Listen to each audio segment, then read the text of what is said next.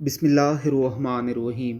एक मर्द और औरत की शादी हुई और उनकी ज़िंदगी माशाअल्लाह खुशियों से भरी थी।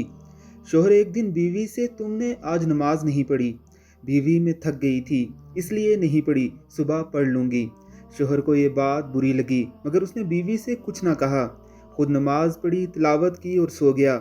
शोहर दूसरे दिन बीवी के उठने से पहले ही नमाज पढ़कर दफ्तर के लिए निकल गया। बीवी उठी, शोहर को ना पाकर बहुत परेशान हुई कि इससे पहले ऐसा कभी नहीं हुआ।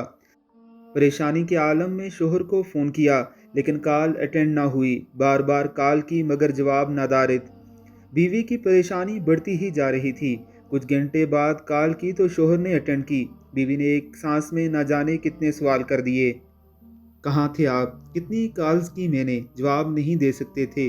पता है ये वक्त मुझ पे कैसे गुजरा? आपको ज़रा ख्याल नहीं, कम से कम बता तो सकते थे। शोहर की आवाज़ उसके कानों में पड़ी कि थका हुआ था, इसलिए लेट गया तो नींद आ गई।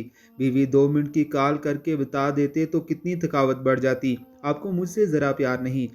शोहर ने तहम्मुल से जवाब दिया, कल आपने भी तो इस पाकज़ात की कॉल को नज़रअंदाज किया।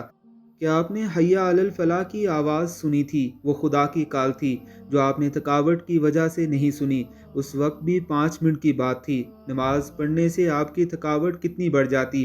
क्या आपको अपने इस परवरदिगार से इतना प्यार भी नहीं, जिसने आपको सब कुछ दिया है? क्या परवरदिगार को ये बात पसंद आई होगी? बीवी पर सख्ता तारी हो गया और रोते रोते बोली, मुझे माफ़ कर दें, मुझसे गलती हो गई। मैं समझ गई हूँ, मैं सच्चे दिल से इस्तग़फ़ार करती हूँ। मेरे परवरदिगार मुझे माफ़ फरमा। सच्चा शरीक हयात वही है जो आपको दुनियावी तहफ़्फ़ुज़ और खुशियों के साथ साथ आखिरत में भी सुरखरू करवाए और आपके साथ खड़ा हो और आपको भटकने से बचाए। अल्लाह रब्बुल इज़्ज़त हम सबको नमाज़ पढ़ने की तौफ़ीक़ अता फ़रमाए। आमीन सुम्मा आमीन।